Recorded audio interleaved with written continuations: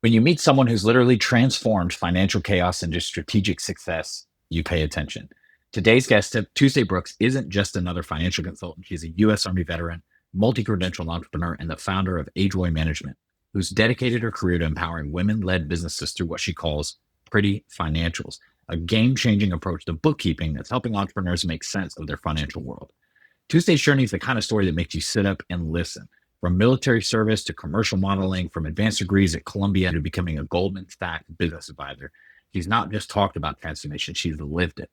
She's not just teaching financial management either. She's creating pathways for businesses, especially women-led micro enterprises, to turn financial chaos into strategic opportunity. Please welcome Tuesday to the show. All right, Tuesday, welcome to the show. Thank you. Happy to be here. Super excited to have you on. There will have been a little bit of an introduction I recorded before we started recording, so people have a little bit of background, but I would just love to hear from you to explain, what is AJOY Management? What do you do for clients? Like, what does that business look like? Yeah, we are a tax accounting firm. That's it. Period. That's all we do. We do accounting for the purposes of tax, informing tax preparation and compliance. And we also do provide tax services too, but on a limited basis, depending on the client. But that's it. That's all you're going to come to us for. Perfect. And what would you say, how does your role fit into the picture? Like, what do you find yourself doing on the day-to-day as part of that organization now? Okay, that's where it gets more complicated. Okay.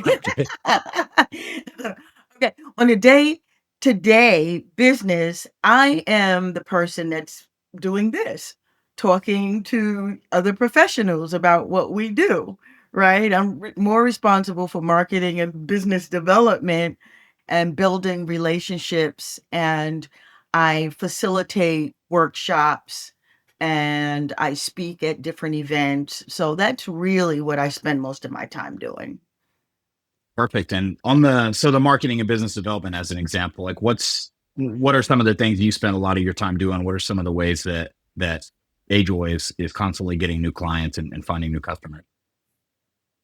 Yeah. Again, so I'm a business coach as well. So there are many, many programs that are providing technical assistance to small business owners. And that is my wheelhouse. I'm a champion for small businesses. So I am hired as a subject matter expert a lot of times in these different programs. So that serves as marketing as well, because I'm teaching, but also um, those that attend a lot of times reach out to us separately and can potentially become our client if it's a good fit. So between being a subject matter expert and talking on podcasts and just supporting other businesses in the way that they need it in terms of information and content, that's what I do. I write as well. There's a part of me that writes curriculum and writes workshops and so forth. So yeah, that's And so that. so you're part of these organizations, you're doing, like you said, some of the training and coaching and a variety of different things for small businesses. But then when they actually come over to AJOY, it's strictly for the tax prep, or do you have And a coaching accounting. offer or consulting offer that you have as well? Yes, it may be consulting or it's mostly accounting. They have a business and they need accounting support. So we're Yeah. providing bookkeeping, payroll, and or, tax compliance. Awesome. Okay, cool. Yeah. So So that is the business. But what I'm doing is, you know, just a part of that. The staff does the work. right, right. Yeah. So the actual sort of tax prep and accounting and bookkeeping, you're not involved in that as much anymore. Right. Gotcha. I oversee it when needed. Right. But Makes I have a sense. very amazing and responsible team. So, Yeah. they pull me in when they need to. Sure, sure. So yeah, with that, that kind of marketing that you're talking about, have you found that to be pretty consistent in the past? In the sense that you're, as the CEO, able to sort of zoom out and be like, hey, we're gonna get 20 new customers this year and I feel pretty confident where they're going to come from? Or has it been a little bit of a feast or famine? You know, sometimes we get 6 or 7 people in a month, and then sometimes it's quiet for a couple months. Well, feast or famine for sure. It really depends on what's going on in the world. Right. Yeah. There's a lot of external forces that impacts, you know, what truly happens. One thing is I've been consistent, right? I've been Right. consistent and present and available, but that doesn't always have the same result because of what's going on around us. So yeah, so I think what's important for me is to stay consistent and let people know I'm there. And then when the tide changes, that's when we get the influx of business, and it comes when it comes. I will Right. say that I've tried a lot of other things. Now, it's not like we haven't paid for marketing professionals and paid for funnels to create a funnel and paid for search engine optimization. I've tried all the things, absolutely Hmm. all the things. And for some reason, they really didn't work, which is interesting. It I is don't know interesting. why that is. I don't know if it's because we're an accounting firm. I don't know if because Hmm. we're not doing it right. I don't know if it's because we're not investing enough in it. I have spent thousands and thousands and thousands of dollars, and it was never fruitful. That's interesting. Yeah, in my experience, the sort of the foundational piece to all of that is the offer, or the thing you're promoting. So, in that sense, obviously, like the core offer of what you guys do is tax prep and accounting. But that's not to say that if you were going to run ads, that you would have success going from I've never heard of AJOY to I want to hire you for tax prep and accounting. And so that's where people start to get into things like giving away educational PDFs or video trainings, or I mean, there's just countless things I could throw in here, but it's that initial offer directly from the ad is just a small enough commitment for them to give you their info, their email, their phone number. Now you have that, and then you can nurture them via email and other ads and things like that. And then Yeah. the other thing, yeah, Well, okay, it's finish complicated. the Yeah, thought. it's not as simple as people think it is. And then the other thing I was going to say about is really the game that we're all playing with marketing at this point is trust building. And so that's the other question that I have for my clients a lot of times, like how much trust do we need to build before somebody's willing to let go of their money to pay for your service? Is it 1 hour? Is it 10 hours? Is it 30? Like, and then that really changes the conversation around how do we market, because if somebody needs to spend 5 hours listening to Tuesday Brooks talk before they're like, yes, I want to hire you, well, one ad is not gonna do that, right? We have Exactly. to Right. figure out like how do we cross that bridge. So So I don't know, right? I don't know how much time it takes. I don't know that data point it takes to build trust, particularly for someone who does what I do. right. But what I do know is that I build more trust when I participate in the different programs and I get to Yeah. work one on one with particular people. That builds trust. And they grow to understand that I know what I'm doing and I know what I'm Yeah. talking about for the most part. Right. I have a lot of Yeah. experience, a lot of ebbs and flows and things that went wrong that I can speak to. It's very helpful, right? Right. And to me, that's more effective than the ads and the funnel. I've done ebooks. I have amazing ebooks, Hmm. and I've given them away. I've sold them for a nominal amount. Still didn't change. There's been one instance recently. We gained an amazing client, and she said that she found us. I don't know if she found us on YouTube, but somehow she ended at YouTube, and she ended up watching all of the videos and the content that I had created. And Hmm. that was the first time that we got feedback that that was working. She said, I listened and learned to everything that you had to teach. And I was like, oh my God, it's working. At least it worked once. I don't know Right. how, Yeah. but I know it worked once. So she built her trust in me through, watching the content, which was great. But Yeah, that's great. Yeah, and I I don't mean, know so that a you've lot got of your that funnel, right? It's happens, you just, know? you have all the people in the classes that you teach and things like that, and then a handful of those people are going to want to learn more about what you do, and that's what's working for you guys. And so that's good. But yeah, it's great feedback on the YouTube content. Always nice to know when the things you do work, and you're like, okay, I'm Yeah. not wasting my time here. And you had mentioned something about, being out there and being visible in the marketplace. I'm really curious to hear. Obviously, a major trend for every business right now is AI. So, how has AI impacted your business so far?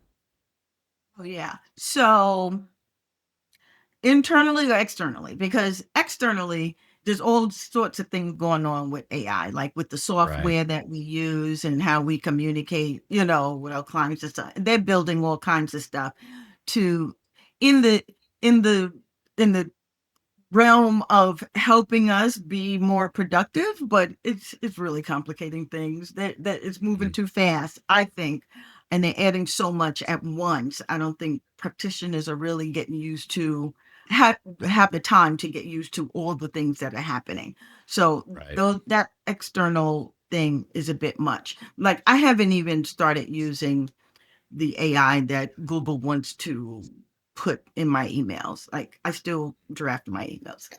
But internally, it's had an amazing impact. Like I use it regularly to refine certain things, whether it's content or, stuff that I'm writing.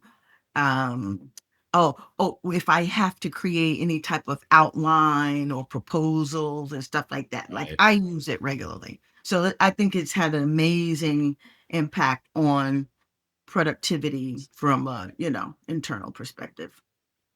And then have you built it into your team as well in terms of, workflows or systems, or is it still just a lot of people using it personally to go to Claude or ChatGPT and then kind Yeah, of taking that back into their individually. work? Right now we're Yeah. using it, yeah, individually. Have Interesting. Is there not built any any the infrastructure. Right. And so what's on your radar then regarding AI as far as kind of the next thing or things you are looking at or ways maybe you think it would improve the business? Like what are you, as the business owner, what are you kind of paying attention to or thinking maybe you'll want to bring in into the systems? Well, I got a solicitation for a AI company that they've created a way to combine all of the different softwares one would use, to Hmm. operate a business, all of the Right. operational software. And, the selling point is we'll bring that all into one dashboard so that it's easier to manage. Something like that intrigued me. Right. Unfortunately, I asked the person to call me, get back to me, or make an appointment for a future date or something, and it never ended up happening. So I don't know what's going on with their sales process. But I think if I were to do anything, I would look at something like something that made things, more comprehensive.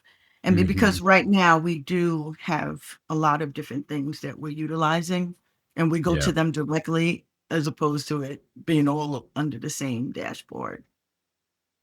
Right. So what kind of a dashboard what was it like for you to be able to view kind of where each client was or like a metrics dashboard or what kind of a dashboard were No, it they? wasn't in metrics. It was for the different softwares, right? If you got a Mm, CRM or some type of sales software, yeah. the accounting software, the project management software, well, that type of thing. All the Right. operational pieces of technology that we use, that would be under the from my understanding. Remember, I Right. never Right. ended up having the full Yeah. Yeah. conversation with them, so I never Interesting. got the full, understanding of what they were offering. Yeah, yeah. No, that makes sense. And I agree with something you said earlier that about it changing so quickly. I mean, that's one of the big problems with it, right? It's like you get reached out to about a new tool. You're like, hey, I'd love to use it. You're like, is it going to be here in 3 months or is something else going to Exactly. come and replace it? And so that's a real challenge as a business owner for sure. Yeah. And while I tend to stay abreast of changes and, I'm not afraid of new technology. And so Hmm. I want to stay informed. I would consider myself an early adopter. I am the Right. type that see something and I just lay in the cut for a while and then, and see if it becomes pretty standard. And then I'll start using it. But even with AI, that happened quickly. Right. I don't know how long. I don't even know if it's been a few years at this point. It might just be 2 years. I don't know. So, but one of my colleagues mentioned it to me. She was like, Tuesday, you have to check out Chat GPT. And it's basically, and then before I knew it, we were infiltrated. Right. I was using it and everybody else I knew was using it. Yeah. Yeah, and it really yeah, it has only been a couple of years. I mean, I want to say it's been around for a little longer than that, but it really is the last 2, maybe 3 years where it's just been Yeah, this it exponential just, curve. I feel like as soon as she mentioned it to me, Yeah. and thankfully, I was open to it. I was like, so I felt Right. cool because I knew about it before a lot of other people knew about it. Yeah, But it absolutely. took me a minute before I started using it, and I was like, okay, I like this. Yeah, and one thing whenever you feel like it, you check out is Claude. So it's just a different LLM tool, but what it Okay. has, in my opinion, it has a lot more integration. So like I can connect it directly to my Google Drive, my Gmail. I can connect it directly to these things, so I can say, "Hey, go create something in this folder for so and so client," or "Hey, I'm looking for this file or this piece."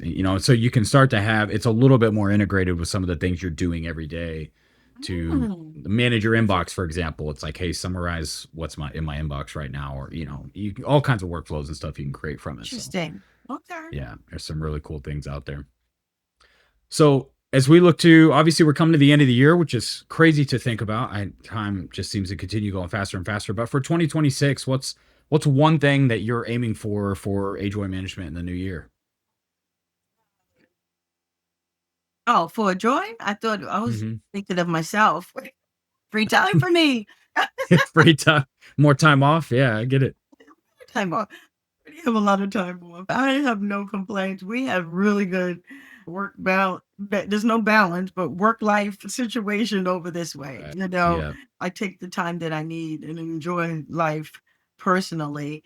And so I think we're going to continue. I haven't thought about any grand ideas. We're going to continue doing what we do because we do it really well. And of course, always open to adding new clients. Women-owned businesses is who we do our best work with. And yeah, just being here for them and being consistent and present because again, there are a lot of changes, especially pertaining to tax law. There's going to be a lot of changes. So small business owners are really going to need support. So we don't have to do anything major or different in the new year other than, be responsive to our clientele. yeah.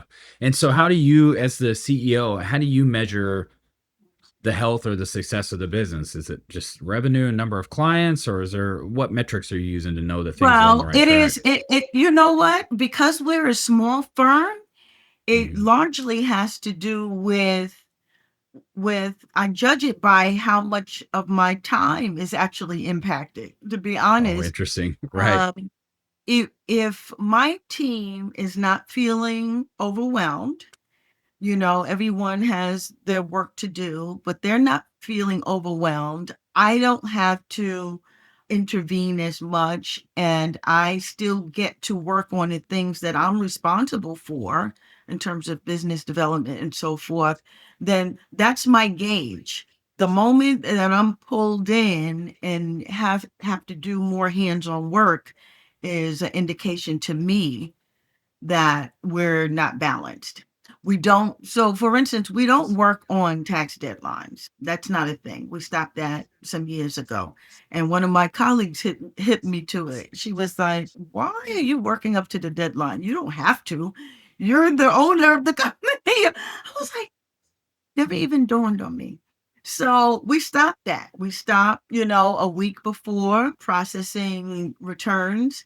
Information has to be given to us well before that. Our Mm. clients know that, and they start to change their behavior and be more prepared as well. So we have some really nice boundaries around our work and getting work done. And so if that is working, that's another gauge for me to know. If it's not Mhm. working, then, it's something for us to look at. So, Yeah, that's an interesting sort of just human habit, right? Because you could file your taxes on January 7th or January 31st or March 15th. Like, you don't have to wait you don't have to until the wait to the deadline. As deadline. soon as you're ready, just send it off. Get it out of Yeah, your hands. Let the it's IRS handle it. right. It's something called Parkinson's law, and that is that we're going to take as much time as we're given. So, Mm, of course, the mindset as humans, right? So the mindset is, oh, I haven't up until April 15th. So people want to surface, maybe around the end of March, beginning of April, because they've taken literally as much time as they've given. Whereas you right. can certainly do it earlier, like you said, as long as you have your paperwork that you need to do it, you can do it early. You do not have to wait to the deadline. So, yeah, that's, setting boundaries and being really organized has been key Hmm. to, to us in a fairly healthy business. Very cool. Very cool. Well, women, So, is there anything in the business that's not going well right now, or frustrating you, or that's what's keeping you up at night as the CEO when you're thinking about the business? frustrating. Well, the software is frustrating me because, like I said, they're Sure. making too many changes at once Yeah. and not giving us time to really get accustomed to something before they switch it up and make more Hmm. changes. And more than that, the kinks that it creates, right? Because they make the Right. changes, but then there's issues and there's problems. So they have to always come back to us and say, okay, there was a mistake there, we fixed it, blah, blah, blah. So that frustrates me because they're doing too much too soon and it creates Hmm. problems for us. Okay, so that's one thing. So now we're wasting time with all the, unwinding and rewinding, trying to fix the fixes or, work within the fixes. Okay, so that's an issue. What else keeps me up? Nothing else. I sleep well. Nothing else keeps me up. That's great. That's great. No, that's truly a great place to be as a business owner. Always want to add more clients. Do I want more clients? Yes. I want more women-owned small business owners to understand the importance of good financial management. And good financial Hmm. management for their business starts with having bookkeeping in place and being compliant with their tax work. Those two things, being a good steward of money and what need and understanding it, right? You don't understand. A lot of business owners have in their mind what they think is going on. Like they think, oh, Right. yeah, we're not making a lot of. I went back and forth with a client not so long ago where she insisted that they didn't make money. No, because they struggled with cash flow. There was a lot of times Hmm. that we had to use credit cards to supplement whatever had to happen during that month, right? Right. But at the end of the year, when we ran the financial statement, she had a significant profit and she Hmm. insisted that it was wrong. And I insisted that it's not wrong. It is, we accounted for everything that processed through those bank accounts, Yeah. including what was paid on the credit card. And guess what? You were profitable. But because there were some months you were short and you had to use Hmm. some credit to, to take care of it, that's all you remember emotionally. Right. You don't remember the months when you got these lump sums of money to cover, Hmm. right? And you didn't have that stress. And so she was shocked at how profitable she was and how much tax she had to pay on that Yeah. because she wasn't looking at her monthly financial statements. So we create this statement for you to look at and be aware of. Right. So I need more business owners to do that too. So I love this work and I love helping, business owners in this way. So I would love for more business owners to utilize our service. But that's a perfect example of why it's important because Yeah. she ended up with a high tax bill than she anticipated because she didn't realize how profitable she was. And that's because she had some months of struggle. Right. But that Yeah. And wasn't it's the such. full picture. It wasn't the full picture. Yeah, and that's why I mean anybody listening to this, I hope they'll pay attention, especially if you're a new business owner, because that's one of the things that took me way too long to do was to put together just a simple P&L of Right. just how much is coming in. How I kind of operated off like I think I have this much in the account for, but Yeah. sort of treated it like a personal budget. It just I didn't hadn't learned the lesson of kind of hey, this is a business. There's different systems and processes for all this. And I just to the point you're making, I know there's so many business owners that do that. They kind of look at their bank account with one eye closed, like is there cash in there? Okay, I think we're okay this month. But they don't Right. really know like And what's our profit? What's our cost of personnel? What's our they can't answer those questions, right? right. And what we feel emotionally and what we have in our mind is in most cases vastly different from the Right. reality of the numbers, right? Yeah, In a yeah. good way or a bad way. Right. It's different. Especially like you're like you're saying when somebody, because you start a business and maybe there's a few years where it is hard and it's stressful and you get really emotionally attached to just not feeling like you have enough, but then you break through, you got to shed that story, right? You got to start to adopt like, hey, things are different now. We're profitable, we're consistent, and it can be difficult to sort of change your mind on that. Yes, That's a yes. Mhm. that's a really cool story. So you mentioned in terms of new clients, I'm just curious, like what does that look like for you? Like if you had 100 new clients come in today, would that just crush the business? Would you guys fall apart because you don't have Oh, the yeah, we systems would for fall it? Or apart. My staff is not big enough for 100 clients. But but well, we wouldn't fall apart, but we would struggle. And we would only right, struggle temporarily because I know enough professionals who do what I do, who we would right, be able to bring on to help pick up the load, right? So, and my part timers would just simply go to full time. So right. we would find a solution. We will find a solution. But yes, there would be a panic in the beginning. 100 is a lot. There we have, but to gradually add, even if we were adding, let's say 5 to 10, clients every month or every other month or something like something more Right. gradual is reasonable, and I would just change, the staffing, and we can manage like that. But yeah, I would fall apart without Dre. I mean, I would stop having my time, my Yeah, days going off and going on the boat right. and doing all the other stuff that I like to do. Yeah, absolutely. You might be losing a little bit more sleep, but you figure it out. Exactly. The longer hours, like in the very beginning when I was doing everything myself, right? I Right. I had enough years of the long, long hours. Very cool. That's great. Well, Tuesday, we're about at time, so I want to make sure I respect your time. And this has been a great conversation. I really appreciate you coming on. Where can people find you if they want to connect or learn more about what you do or possibly hire you? Yeah, the website. I would say go to the website, ajoymanagement.com. That's AJOY management spelled out .com. Or they can find me on LinkedIn, under Tuesday Brooks. There's actually another Tuesday Brooks, but I'm Oh, Tuesday no P, kidding. except for middle initial P, last name Brooks. And yeah, those two places I would say are the best places. Of course, we're on social media, so we have a page on Facebook and Instagram, fun stuff happening on Instagram.